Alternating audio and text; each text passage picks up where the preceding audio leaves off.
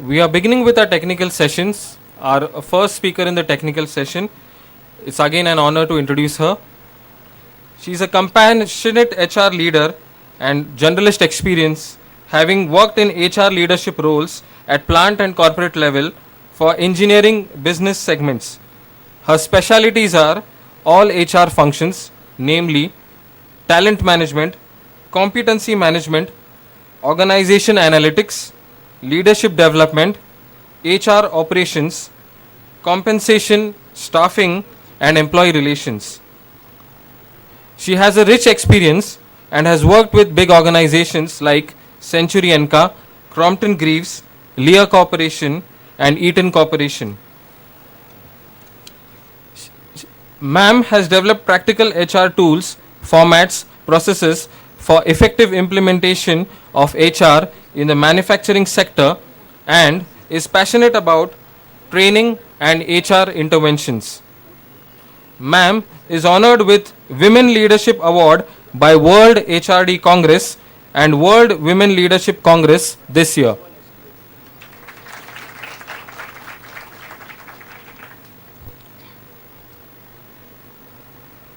I now request Associate Vice President HR of Sandvik Asia Limited, Anita Borulkar Madam, to address us. Before that, I request our Honorable Director to welcome Ma'am.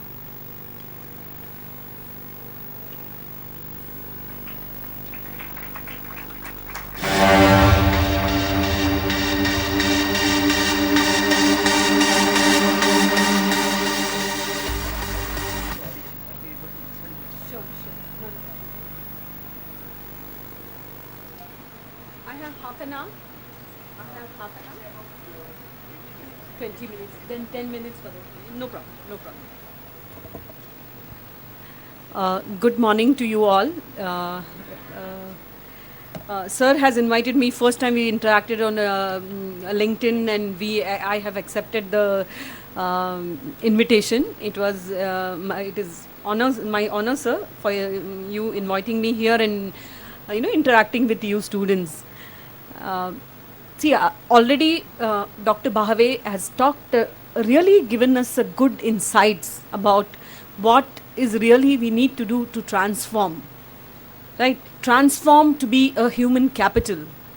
See, we have to, basically we all are considered as human beings, and we have to transform ourselves into capital, where organization feel that this is a capital and this is not one head count.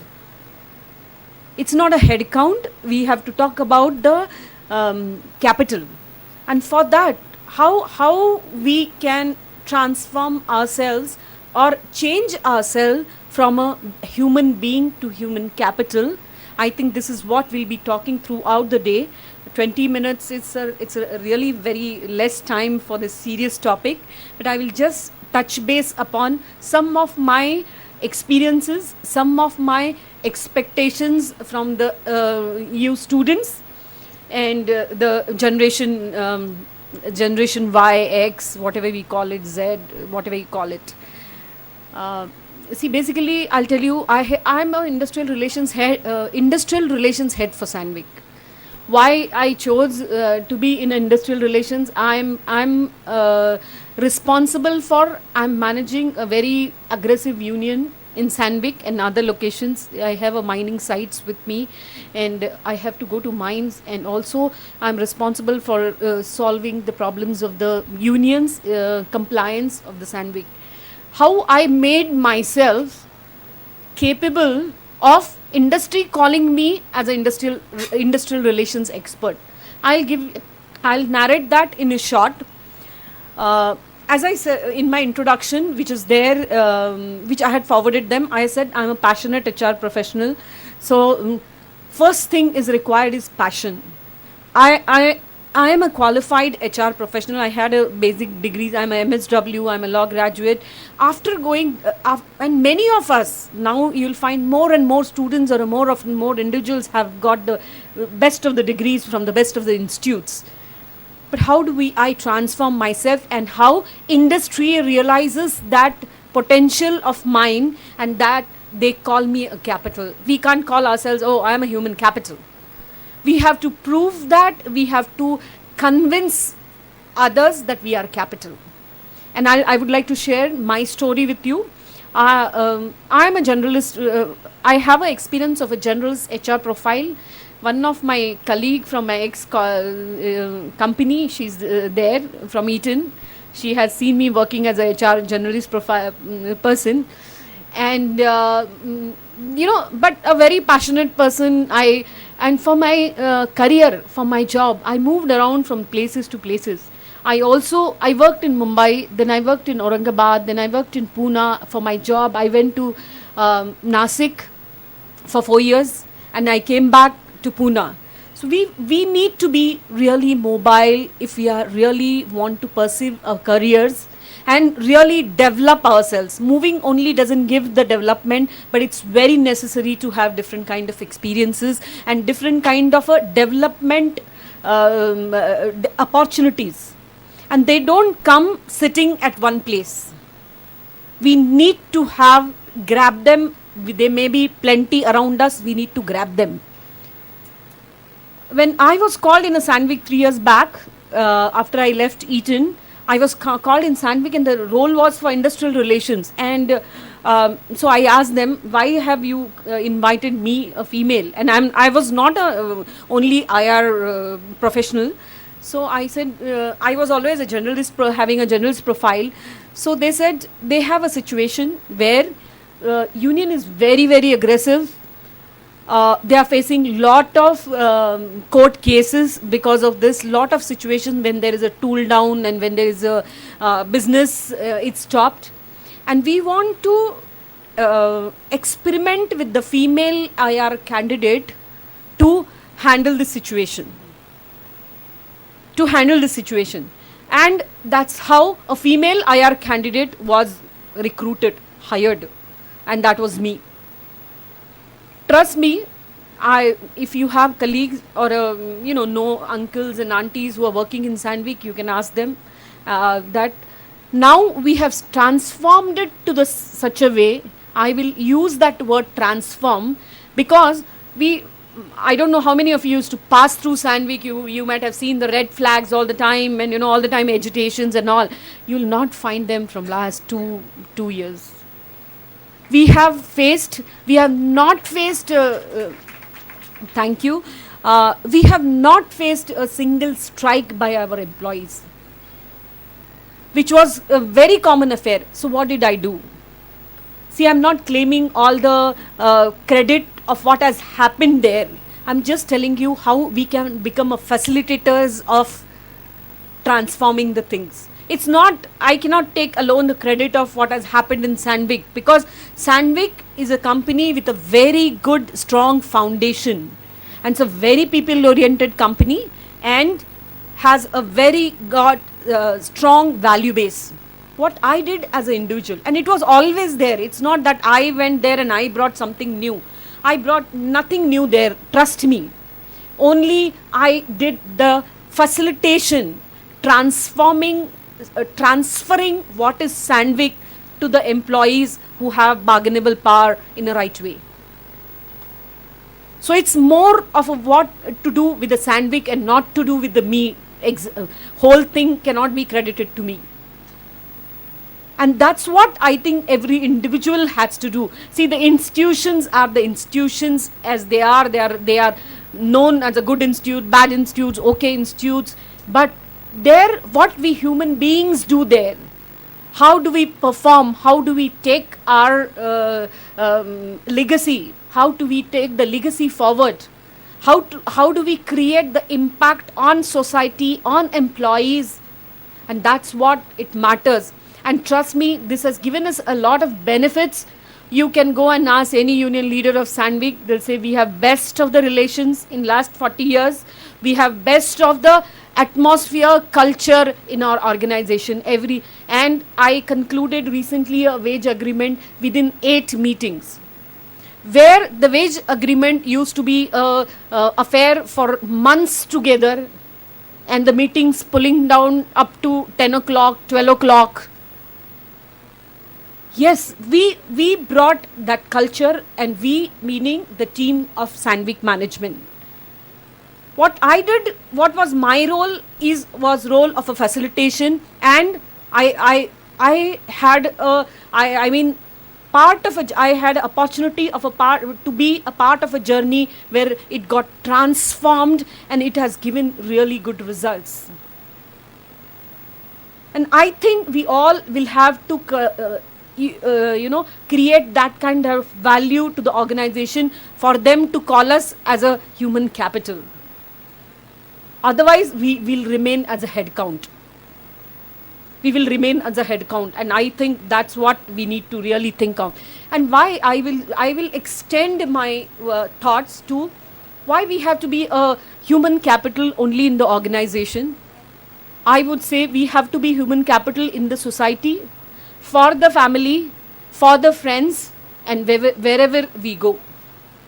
It's not, let's not limit it up to only to the organizations, because I convert myself in a capital there and I get a remuneration or those kind of a salary or that kind of a promotion.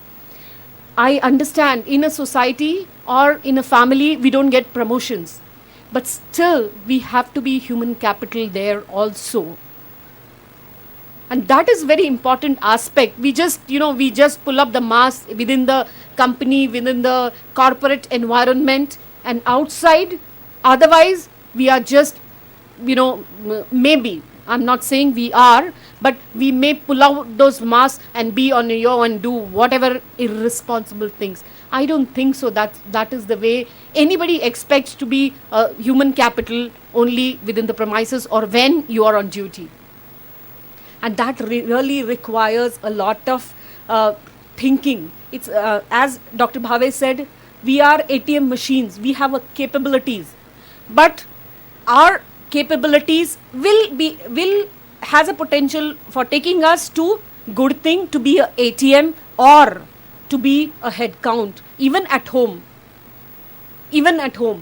So I think that transformation is very important, and that should not be limited to any organization or any college or any particular group. Now let's talk about, and the situation has come to talk about the employability. First, we all are very sensitive about whether I'll get a job, whether I'll get a good company posting, and we are very much bothered about it. We always think about it, and that on that our life depends. And that's why let's limit our talk now about the career corporate. In career and corporate, it's absolute for us to have a employable head count. And what makes us a employable head count? I was going through the literature on the employability, and on Google I found a few definitions, and I really liked them more than what I was thinking. I couldn't put it up together. I found that is more relevant, and that's why I have picked it from Google Wikipedia, and I think that's very relevant. It refers to a person's capability for gaining and maintaining employment. As Jadhav sir said, whenever student comes here for admission, they say last year ka placement kitna tha, kaun se company mein place ho gaya hai. Okay, you may get a good start offer because of your tag of a good organization, institute, or maybe a tag of a good percentage. You may get an entry, but employability is not getting into the organization only. It's maintaining the employment. It takes more than getting into it. So maintaining the employment is a very important aspect. Maintaining employment requires first a very good attitude. Now, sorry to criticize the present system, but when we were in a college, we were students, we were made to go to each industry, approach them for placement, not for the final placement, for the projects and all. And now, and so we knew we have to struggle. But now, the attire or a uniform is made as a tie and a blazer. So the expectations of students with that attire or with the uniform has gone up. So they don't want to work on a shop floor or in a HR on the ground level. That is, the basic things of HR. They just like to work in OD. If you ask the student what is organization development, they may not be able to explain what exactly is OD in the context of the organization, actual corporate. But they'll talk about, no, I want to be a recruiter, or I want to be in a OD. And I think unless we know the function where we want to make a career in, we know the basic functions, basic activities done in that department, I don't think so we'll be able to achieve any kind of a sustainable employment. Maybe we will be doing a job in some company, but not a sustainable and satisfying job. See, you'll say why it is required, Suppose any employee comes to you and asks why this deduction has been done from my salary, why this PF deduction, unnecessary deduction has been done. You must be able to explain him or her what is PF, what is ESIC, and why that deduction, how it is for what kind of a social legislation, and how it helps him or her, or how we are bound by it.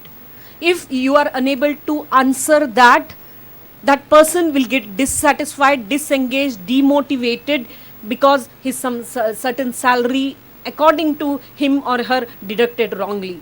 So whatever kind of a development program, engagement programs you run, you may not be able to really satisfy the employee.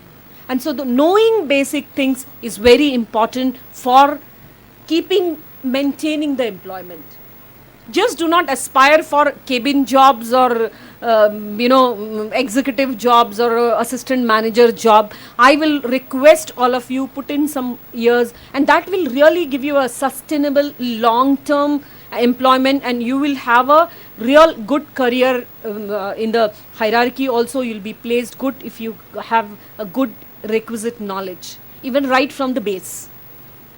For individuals, employability depends on the knowledge, skills, which I emphasized just now, abilities they possess, the way they present those assets to employers, the way they present.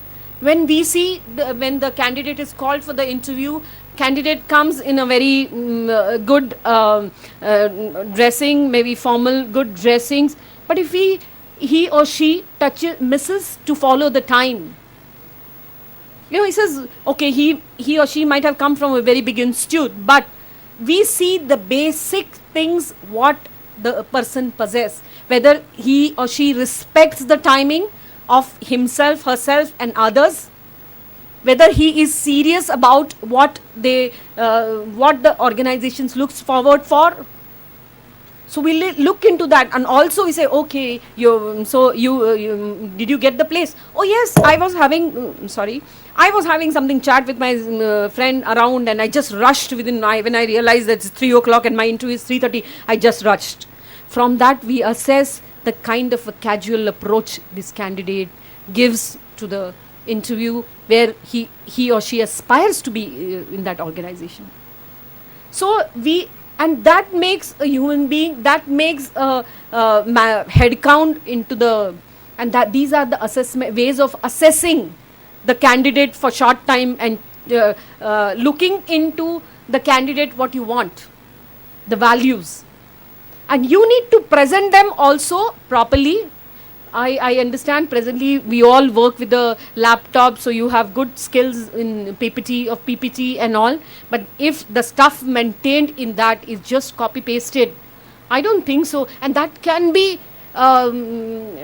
realized or assessed by the assessor who is taking your interview. So having a real knowledge, or being basically honest of what you have done, what you have not done, that really helps, instead of using jargons. So the first, getting entry into the organization, then skilling up and enhancing your knowledge, that is very important to maintain the job. Just getting the job is not only important. Increasing emphasis being given to skill-based solutions to economic competition, and thus the supposed end of careers and lifetime job security. Why we are talking about enhancing the employability? Because in the old age there was a job security and there was no volatile situations, economic situations globally, and impact of global situations on other countries. And hence we really need to talk about enhancing the employability. If you see people from in my earlier organization, we used to always talk about, yeah, India, we are going to grow. All the investments will be concentrated on India and China.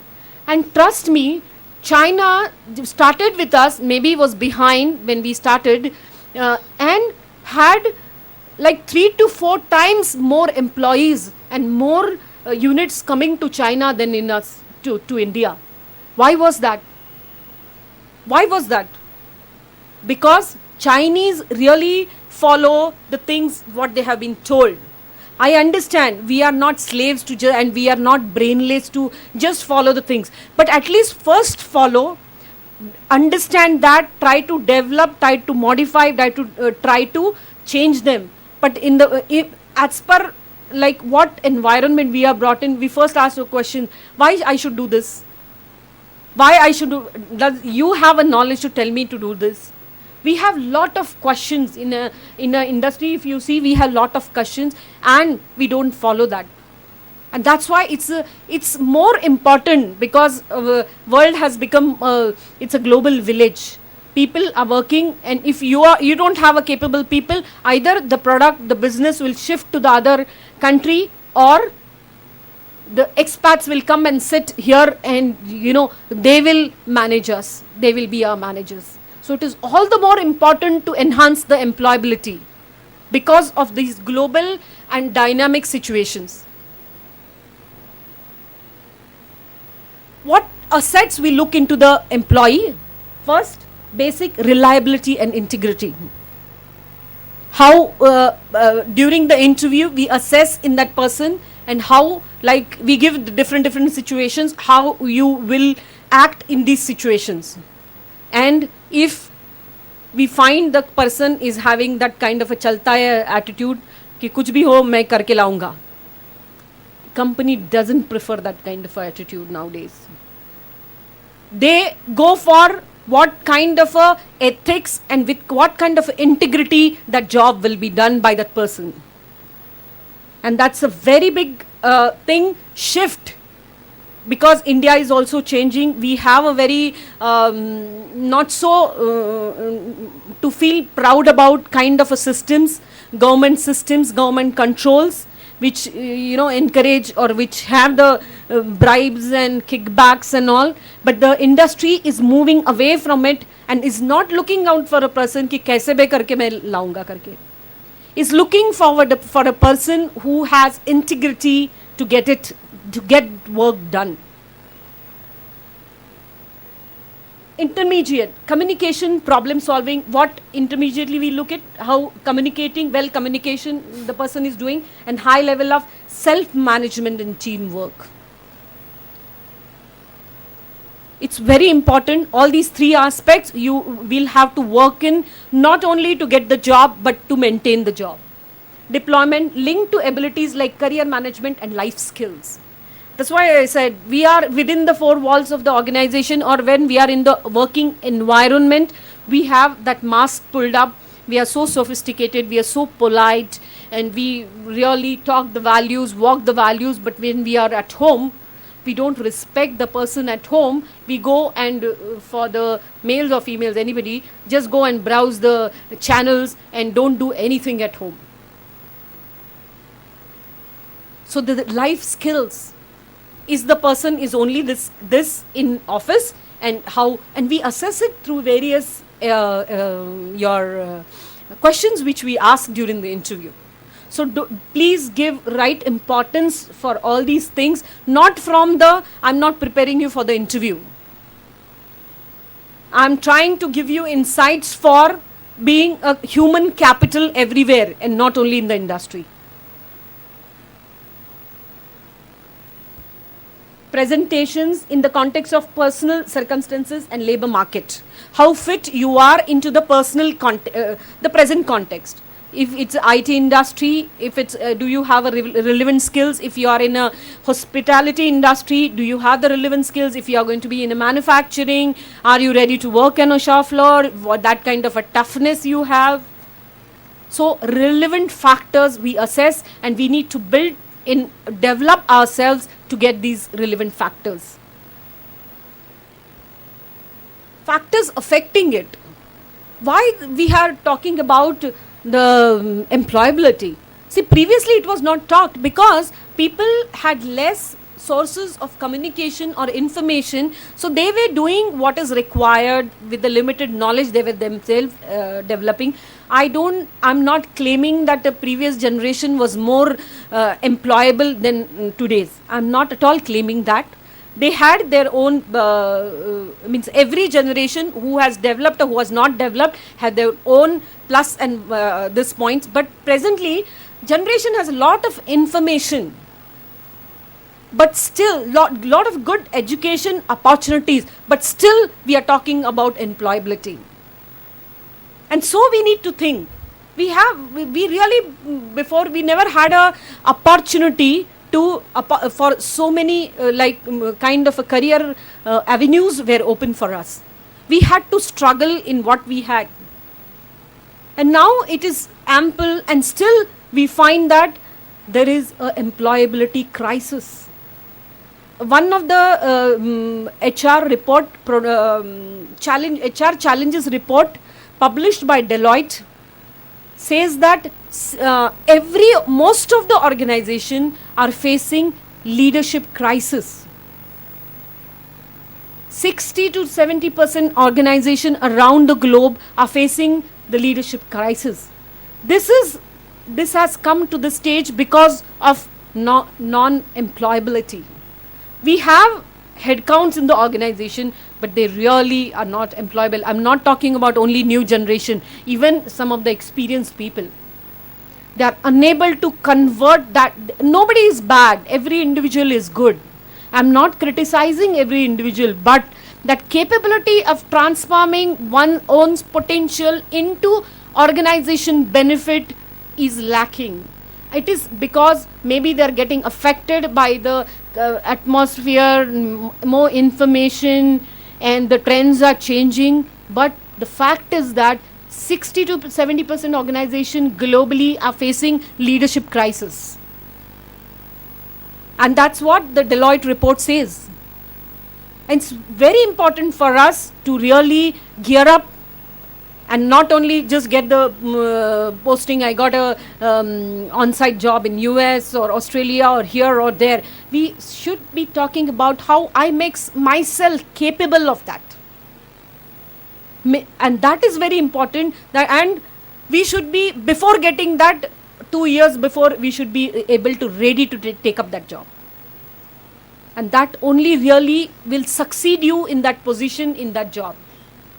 What is affecting Indian education system? I understand I am talking from the dais of Education Institute, maybe, but it should not be taken as offensive. But the situation is this: Indian education systems, which have which really requires a lot of reforms, changes in that, and to make our people employable. You know, in Germany, they have to have a 4 years apprenticeship.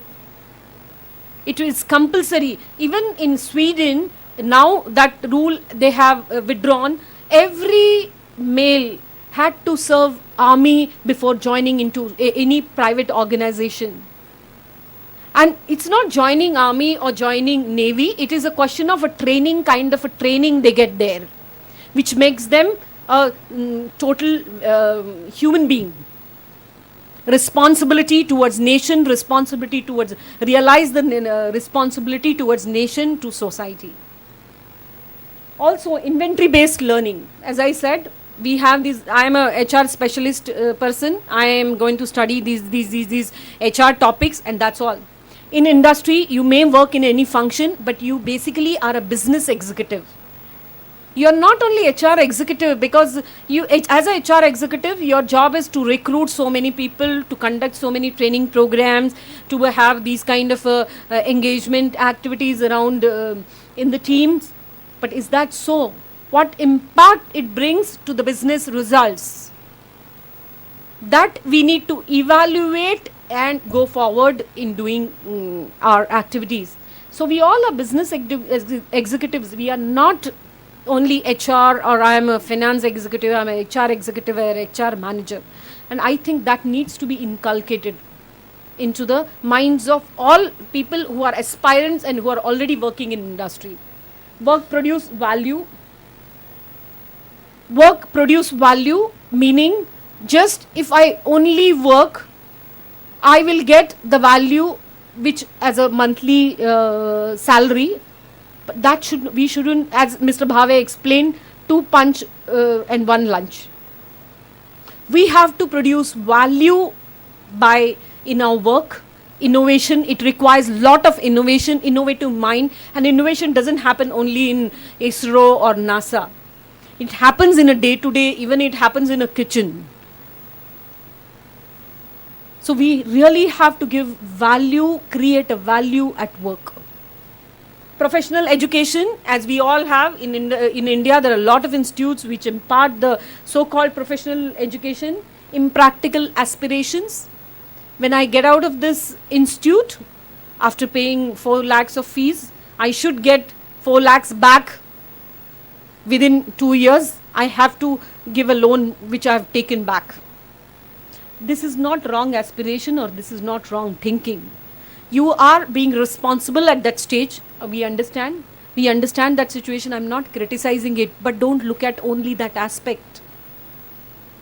Don't look at only that aspect. You have to have a practical aspirations. What I need to do, I want to grow into HR. For that, what I need to develop, how I need to develop myself.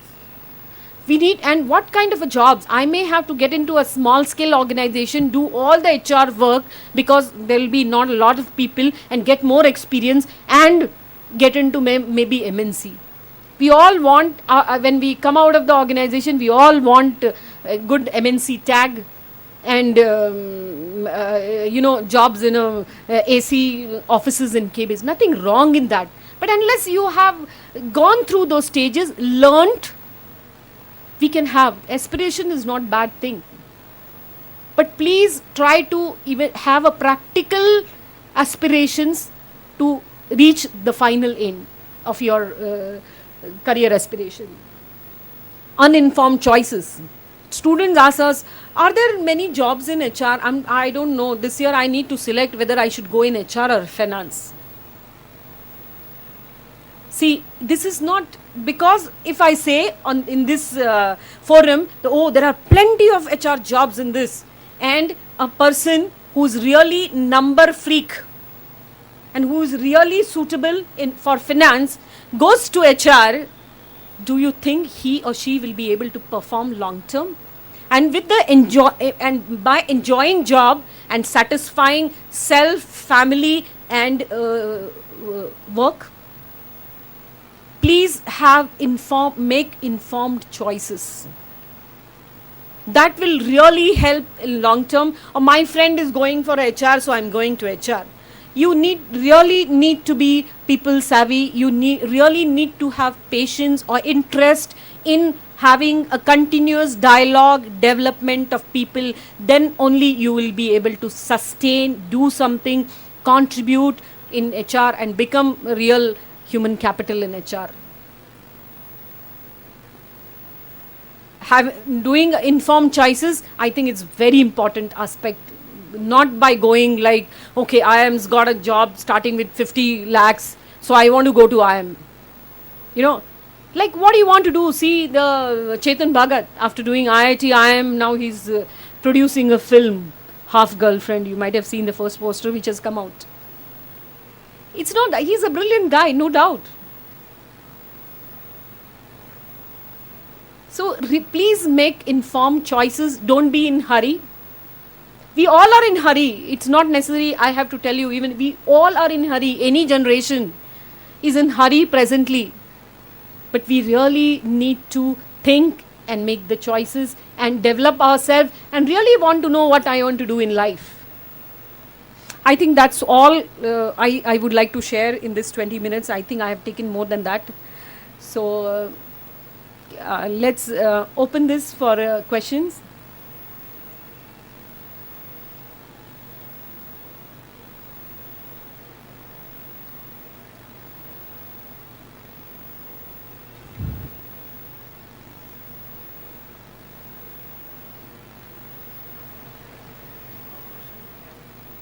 Yes? No question? Yes, sir. Many times, as you said, I'm good at finance to begin with. Over time, I may develop another capability.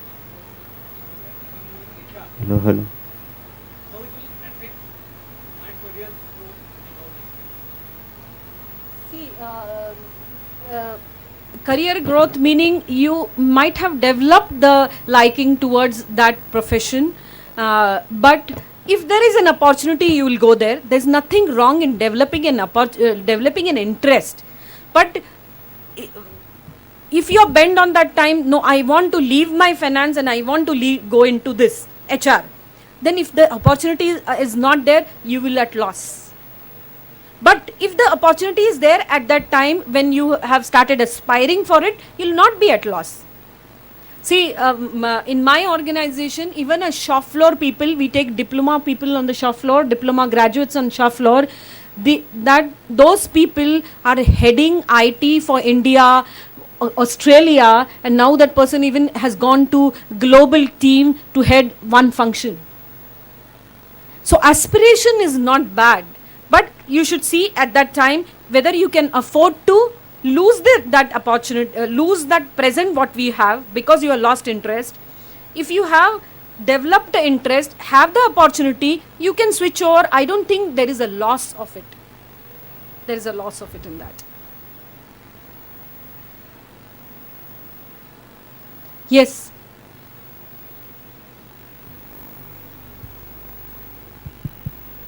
Hello, ma'am. Ma'am, what is the role of human resource information system in today's corporate world? Human resource information system plays a very vital role like any other information systems. But this is very vital and very important and critical. If first from this angle, if we don't have information in time about the kind of human resource capabilities, potential you have in your organization, you may unnecessarily hire it from outside, and the present one with the potential will get demotivated. Another thing, if we have the human resource information wrong, and when it is projected that way, people who are with those capabilities will get hurt. Suppose in a human resource information system, nothing is mentioned about my capabilities or my potentials.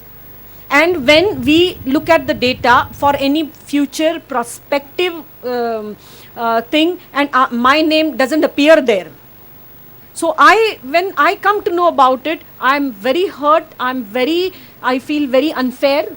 So it impacts. So accuracy of the data and timely availability of data is very, very important. Very important. Because everything depends on that. Even the anniversaries. Yesterday I visited our Hosur factory near this. Union was complaining, Madam, आजकल सब गड़बड़ हो रहा है इधर. I said, what happened? Madam, anniversary होके गया तभी उसका gift नहीं मिलता है. See, employees, they're so sensitive. So I checked up what happened. The data got corrupt and had changed the dates. So it's a sensitive matter. We are with we work with human beings. So if the data, simple anniversary date change, you imagine if the retirement date changes. So it's a very important. Human data is absolutely important. It has got a very long-term and wrong effects on the organization. Yes. Yes, sir. When you recruit engineering graduates, what other skills you look into apart from technical? Yeah, basically we see how the passionate the person is, how he or she has developed herself, taken an interest, what 4 years she or he did, just watch Salman Khan movies or on the kattas, spend time. Okay, he or she says, okay, we ask him, typically I'll tell you, I will reveal some of the secrets, which is your favorite subject? He or she will say, okay, this is my favorite subject. He says, okay, what did you know about it? If that person doesn't know the crux of that subject, then we find that we come to the conclusion that that person is not taking that seriously and just likes it. Okay, I like Salman Khan, I like physics. I mean, that kind of a thing we talk about. So we see how seriously meaning I'm seriously he or she has taken the education course, what way they think. What way they think. Okay, why did you join this? You wanted to be? No, my mother said, no, nobody is an engineer in a college. You be an engineer in the family. Okay, that's not bad. And I subsequently started developing interest in that. If that also answer comes, we see these kind of things, how firm, how well informed and choices that person makes, or he or she gets carried away with what comes in front, with the information or what come across. Yeah.